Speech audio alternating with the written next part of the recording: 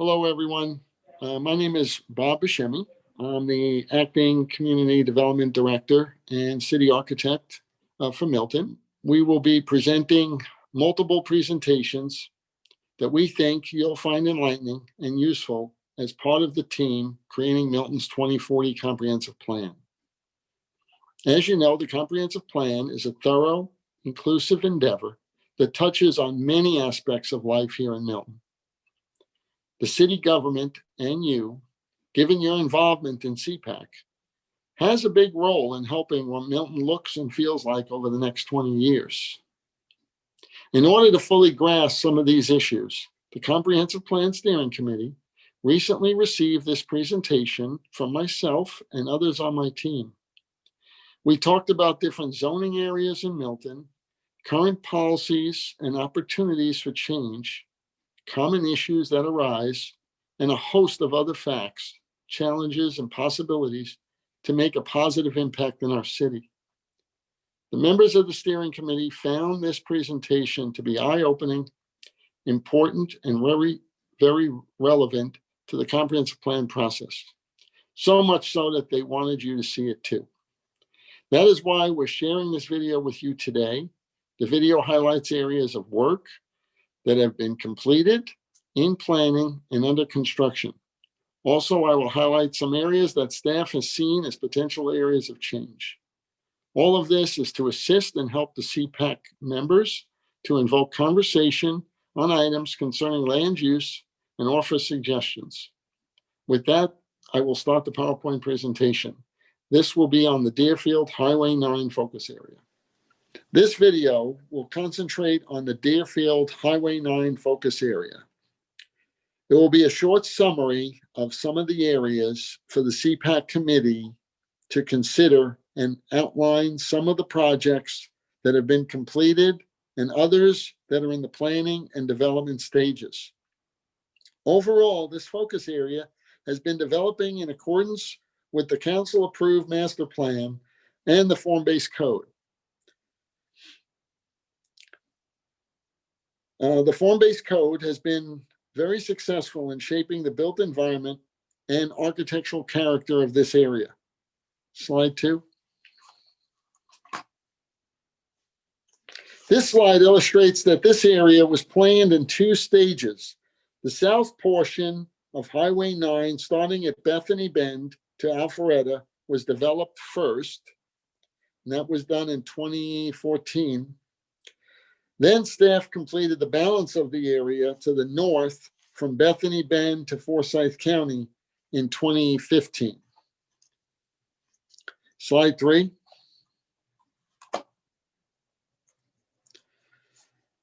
This slide shows some property parcels. The first one here is the Apple Orchard property, which is on the west side of Highway 9. There was some interest to develop the balance of the available parcels along Highway 9 with 100% residential, and this being one of them. The council then put a moratorium on this use and limited, as a result of the moratorium, limited this area to 100% commercial. So there is no residential use allowed along Highway 9 corridor. They did this because they knew that Milton had very limited commercial land uses, and of course it would help in our future tax base.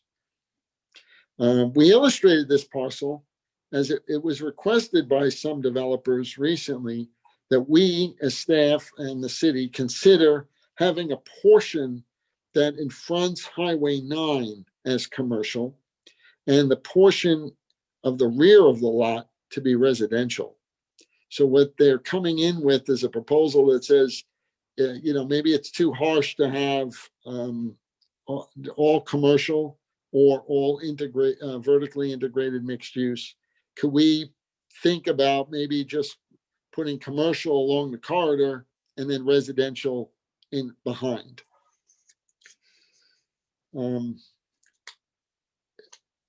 Please note that doing that does does not allow for the vertically integrated mixed use. And we have seen a lot of interest along the corridor to construct and design and construct vertically integrated mixed use projects. So that the current code does allow for vertically integrated mixed use, but not horizontally. Next slide.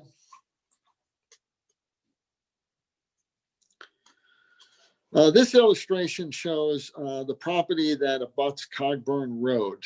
I know at the last CPAC kickoff meeting, there was some public comment from the landowners in this area about potentially increasing residential densities.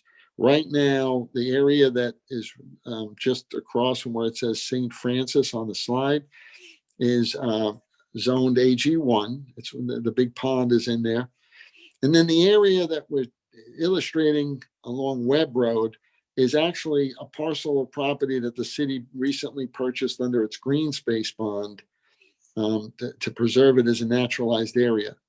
We're showing it because we wanted the CPAC members to understand the relationship between these two parcels. Potentially, we could, if the city could look at trying to make this into just all parkland, and then we would have some park area. There's been a lot of interest in trying to promote more park land in the Deerfield area, and this would be one potential area that we can do that, where we have a large piece of property that one piece we already own, the other piece is there, and it also has a nice water feature on it. So it's something to consider. We can do the next slide. All right, this slide is showing when we formatted the form-based code, both in the north and south areas, for some reason we left out 4 parcels along Bethany Bend. And I wanted, again, the CPAC members to kind of see what's there and to consider possibly taking these 4 parcels and adding them, recommending that they get added into the form-based code zoning. By doing this, we really don't have to specifically ask for density changes. I believe these were listed as medium density, which is like 3 units per acre back when we were looking at this.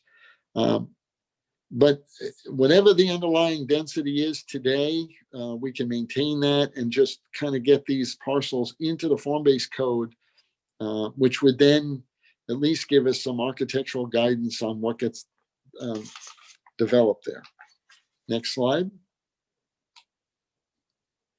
All right, this one is this is the Pike Nursery along Highway 9. This project was designed and is finished. It's open and it's been constructed and open.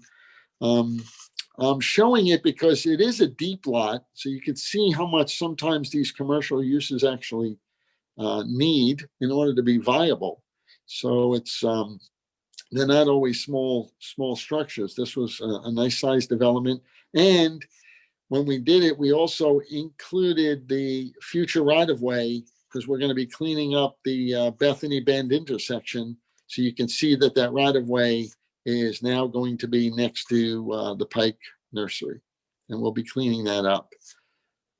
Next one.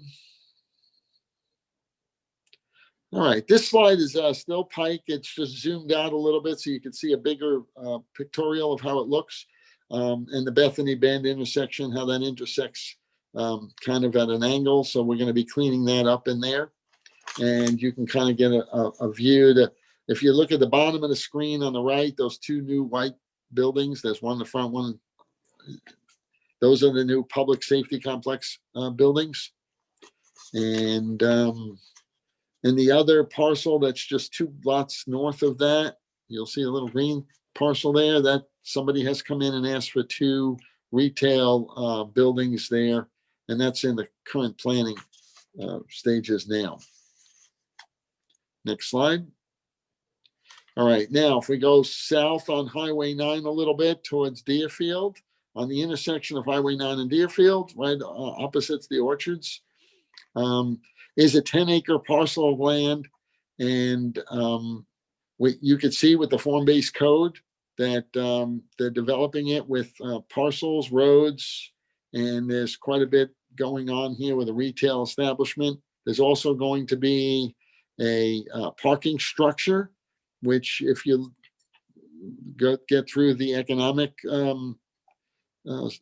video, they will tell you that as land values increase, then it naturally will form parking structures, depending on land values. So but there is a vertical parking structure. It's flanked all by retail, so you will not see the structure. It's just going to be behind everything. And then there's a 75-foot buffer along Avanson and Fairmont, so that those communities would be protected. And that would be an undisturbed landscape buffer. Next slide. All right, this one here is also showing another form-based code type of development that's going. And this is the existing Target shopping center. The developer here is saying, okay, everything that's in that area in the middle between Kohl's and Target would be removed, and we would have a new development pattern similar to like a mini Avalon. That's really what this would look like. There's going to be streets. There's a public park in the center. There's 2 parking structures along Avanson. There's going to be 2 parking structures there.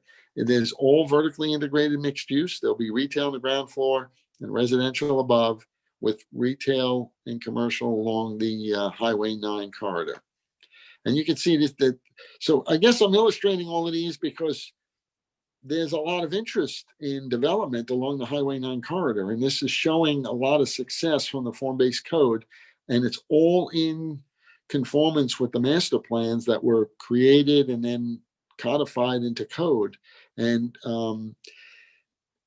once they develop and remake Highway 9 into a 4-lane with a median, all of these developments will now, there'll be such demand that more of these types of developments along Highway 9 will be getting proposed, because the Highway 9 corridor is going to go through quite a transformation in the next year or 2. And we'll see a different Highway 9. And that's really going to enhance that whole corridor. Next.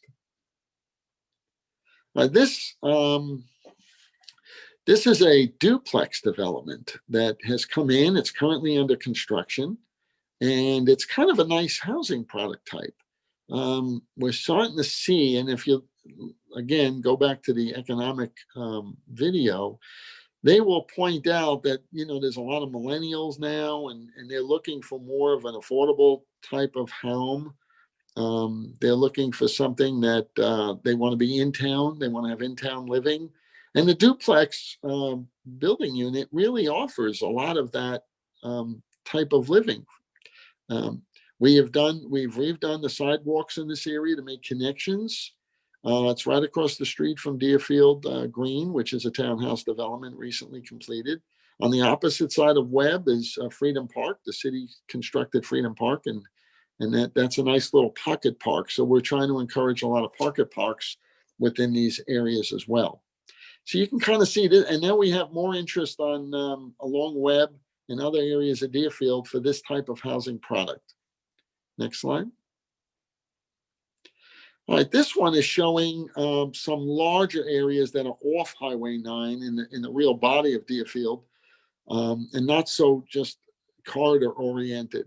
And if you look, there's the former City Hall site and the Fry's site, and then we have the Crescent site, which is the one with the big red star, and that's all undeveloped at this point. We have had several proposals come in and gone in front of council on this site. One was 100% residential, and that does not comply with the code. The code says that you have to have some vertically integrated mixed use. You have to have commercial, retail on the ground floor, and then residential above. So it was denied. But they've come back in and said, okay, we'll look at introducing commercial on this lot. And then, of course, you have the Fries, and where the master plan is showing a nice connection between Highway 9 and Deerfield. So we're trying to make some of that connection in there as well. Fries has actually come in several times with, trying to sell off part of their property for other development as well.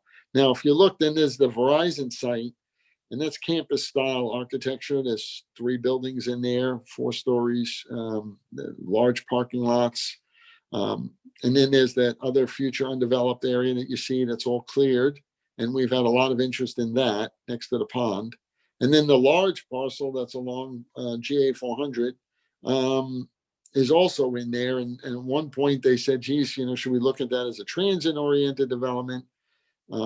But for now, it's just, it's totally undeveloped. But these are large parcels that have the potential to develop out. And the code is very flexible on the type of development. It supports tall buildings. It will support density, a lot of density. So these are very appropriate areas for that development to occur. So I think the code kind of addresses these. Next slide.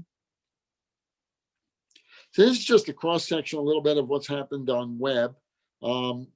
It's kind of, you can see some housing projects, which is Kensley. These are all single family detached. And they were developed and actually sold. They thought they were going to get about $460 for each one of these, and ended up selling them for about $680 to $720. So they were very popular, and they sold like crazy. And they actually backed right up to the Walmart. And then you'll see the further down Webb is a self-storage. And that building came in. We're going to show you some illustrations of what came in and what it actually looks like. Brickmont is a assisted living facility, and that came in, and we worked on that one.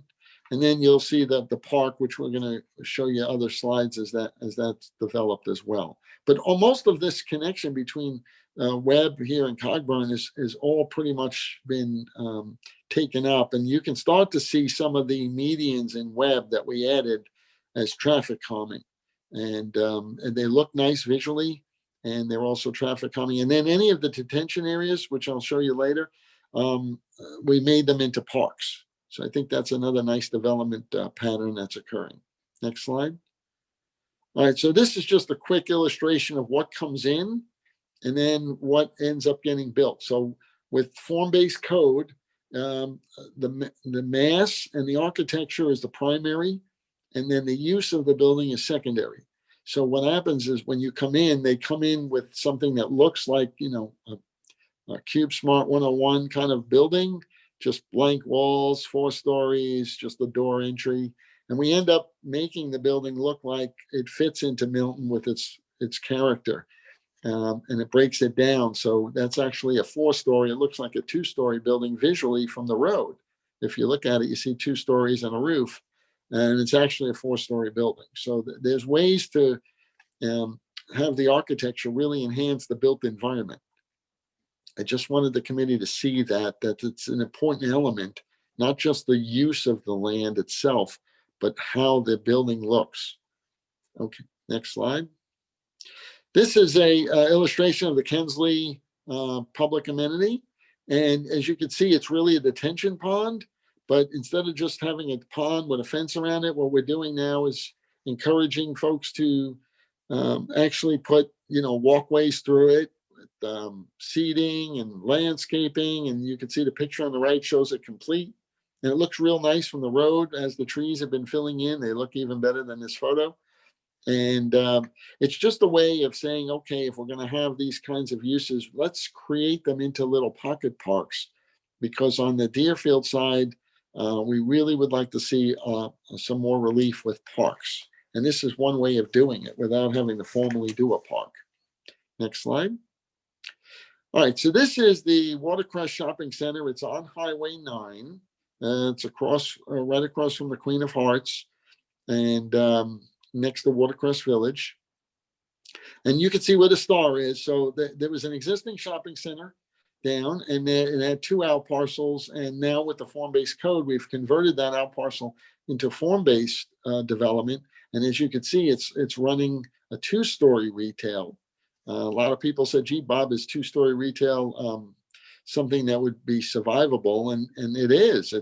We have 2-story. The existing shopping center has 2-story, and we're keeping in the same design of that. We have open spaces, outdoor dining, outdoor living spaces in these commercial uses. We have a break in between the 2 buildings with a courtyard in between. So it's the kind of character that we can promote and still have that enhancement to an existing sort of ailing shopping center. So everything along this corridor will eventually be upgraded, especially after Highway 9 gets upgraded. Next slide, please. Now, this is a building that was just proposed. It's not actually advanced from the proposal, but it just shows that it's a vertically integrated mixed use. They had retail on the ground floor and 4 dwelling units above, and it's only on a half acre, and it just kind of enhances that look along Highway 9. So that's an example of a vertically integrated mixed use product. Next slide. And this one here concentrates on the road improvements. So again, along Webb Road, we showed that we were going to put medians in. You can see that picture on the right of the screen. That's a median that we added. It actually acts as a calming device. It's visually pleasing. And I think that being that the residential units in front the road, it's actually very nice for them to see it. And it's something that I think we're encouraging more and more, because people like traffic calming and we like to do it naturally. And the form-based code is supporting that. The middle slide is showing Highway 9, and they're going to redo Highway 9, and it's going to look more like the lower right picture when it's done. It will have landscaping and sidewalks and medians. There'll still be 4 lanes, but I think it's greatly going to improve the Deerfield area overall. So now you have to remember that they're going to have a new 400 interchange. And so they're also widening Morris Road to 4 lanes, and that's going to run down. So that's really going to enhance the traffic patterns in this area, and the Bethany Road realignment project. So that's all going to come over the next year or two. You're going to start to see these improvements. So they're not really 5-10 years out. And I think they're really going to have a big impact on property and land values in this area. Next slide. Okay, so the last slide that I want to touch on is really just focus areas and discussion potentials. And this is kind of important, because this is what we'd like to talk about at the CPAC meeting on the 28th. We'd like to look at things like, making sure that, we maintain enhancing the architecture of the areas, that we focus on walkability and connection to the Greenway. So this is important. We are working on a current connection to the Greenway, and walkability is very important. A lot of people have come to me and said, Bob, the whole success of the Deerfield area is going to be, sidewalk walkability, trails, and connection, pedestrian connection points, being able to stop off at areas where you can shop and being able to walk. And even when you go to a shopping center, you don't have, you can get out of your car like an Avalon, just walk around, spend the day there. Transition from commercial to residential. We talked about that at the Apple Orchard site. You can go back and look at that slide again. They're proposing, people are saying, Bob, possibly, maintaining 100 feet of the commercial corridor, and then everything behind that could be residential. It's just something I'd like to have as a discussion point. High quality public spaces, very, very important. I think that's the whole branding and, creating parks and areas that people just feel very comfortable. Pocket parks within detention areas. I showed some illustrations of those.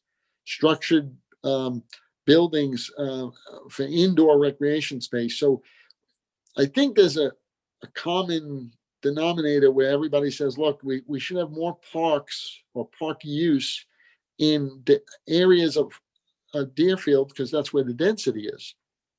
And we shouldn't have all of those folks having to go all the way up to the upper west side of Milton to utilize some park space.